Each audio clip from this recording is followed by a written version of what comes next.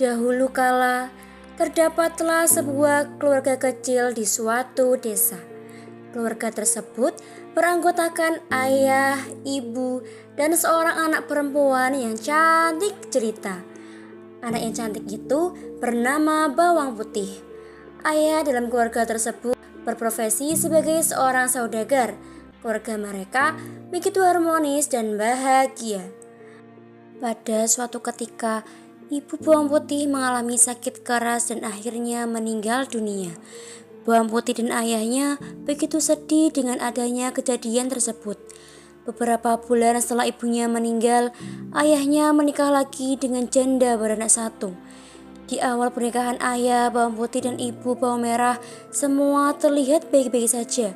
Sampai pada suatu ketika, pada saat ayah Bawang Putih sedang pergi keluar pulau, terlihatlah sifat asli ibu tiri dan saudara tiri Bawang Putih.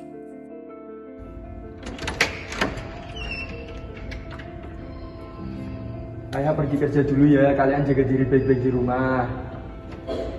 Ayah pergi dulu ya. Iya, ayah. Setelah ayah pergi, sikap ibu tiri dan Bawang Merah mulai berubah. Bawang Putih, kamu jangan bermalas-malasan saja. Sana pergi beres-beres. Baik, Bawang Merah. Bawang Putih, kamu harus bisa bangun pagi-pagi, beresin rumah, cuci piring, dan lain-lain. Mengerti kau? Mengerti, Ibu. Pada suatu ketika, Bawang Putih sedang mencuci selendang di pinggir sungai. Tiba-tiba, salah satu selendang milik ibunya terhanyut.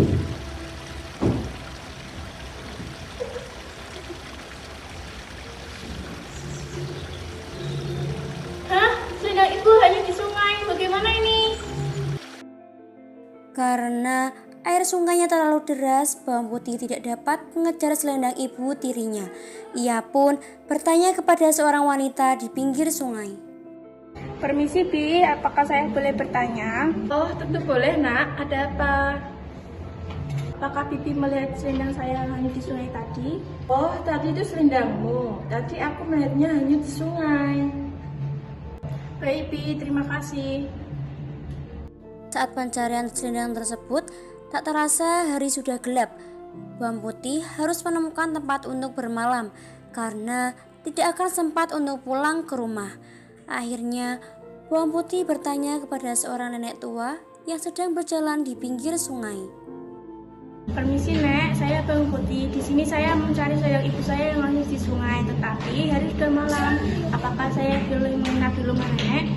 Oh, tadi itu selendang milikmu. Iya. Baiklah, akan kembalikan selendang itu. Dengan satu syarat, kamu harus menginap di rumahku membantu membersihkan rumah beberapa hari. Baik, Nek. Asalkan Nenek mau menyerahkan selendang itu kepadaku. Iya. Selama seminggu, Bawang Putih tinggal bersama nenek itu. Setiap hari, Bawang Putih membantu mengerjakan rumah nenek. Tentu saja, nenek merasa senang hingga akhirnya genap sudah seminggu, nenek pun memanggil Bawang Putih. Ada apa, Nek? Kamu di sini sudah 1 minggu dan aku senang karena kamu anak rajin dan berbakti. Maka dari itu, sesuai janjiku, kamu boleh membawa selendang itu dan satu lagi. Nenek akan berikan hadiah. Tidak usah, Nek. Tidak usah repot-repot. Kamu tunggu di sini saja, akan nenek ambilkan dulu. Terima kasih, Nek. Kamu boleh memilih salah satu lagi. Tidak perlu repot-repot, Nek. Ayolah Putih. Putih memilih yang kecil saja, Nek. Takut tidak bisa dibawa saat pulang. Ini sebenarnya. Baik, Nek. Terima kasih. Kalau gitu, Putih pulang dulu ya. Iya, hati-hati jalan Putih. Sesampai di rumah, Putih menyerahkan selendang milik ibu tirinya. Ini selendangnya, Ibu. Ya sudah, sana pergi. Baik, Ibu. Bawang Putih pun pergi ke dapur untuk membelah labu kuningnya. Alangkah terkejutnya Bawang Putih ketika labu yang terbelah berisi emas yang sangat banyak. Hah? Emas? Ibu, aku mendapatkan emas. Gembel, kamu dapat emas dari mana? Iya, dari mana? Aku mendapatkan emas ini dari sewaktu aku mencari selendang ibu yang hanyut di sungai.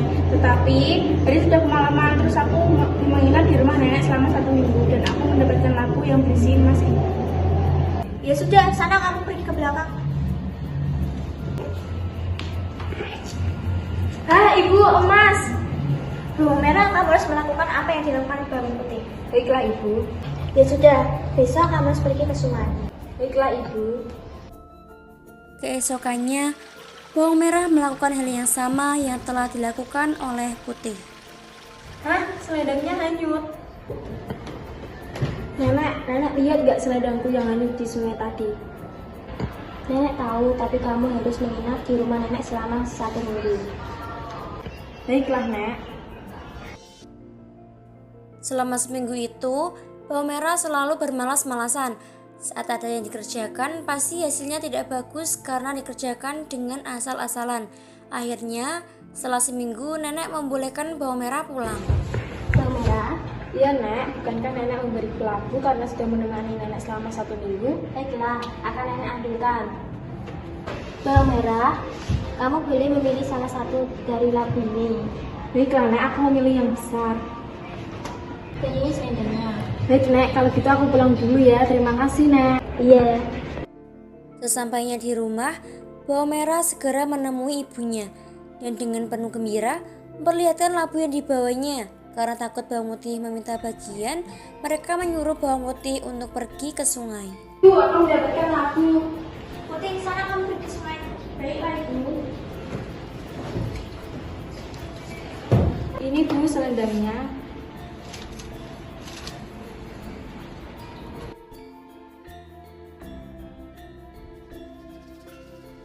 Setelah bawang putih pergi, mereka membelah labu tersebut. Tapi ternyata yang keluar bukan emas, melainkan binatang berbisa seperti ular. Binatang itu langsung menyerang bawang merah dan ibunya hingga tewas.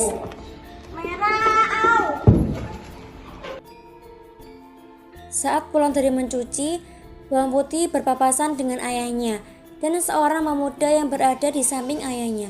Mereka bertiga pun jalan bersama saat pulang ke rumah. Kamu bisa gimana?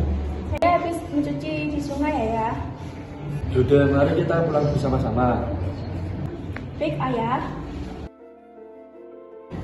Bawang merah, Ibu, Ayah pulang. Ada apa ini dengan istri dan anakku? Bawang merah, Ibu, bangun. Sepertinya mereka telah digigit ular dan meninggal. Ayah, bagaimana ini? Baiklah, mari kita makamkan. Akhirnya, Ibu Tiri dan bawang merah dimakamkan di samping makam ibu bawang putih.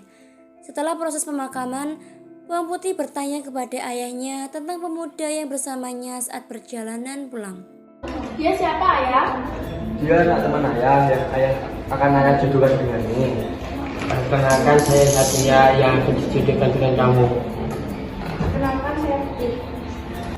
Ayah akan menentukan tanggal pernikahan kalian. Untuk sementara, Satria tinggal di sini dulu ya. Putih, tolong antarkan Satria ke kamar tidurnya. Oke, Satria, mari. Setelah menentukan tanggal pernikahan, bawang putih dan pangeran mereka akhirnya menikah dan hidup bahagia.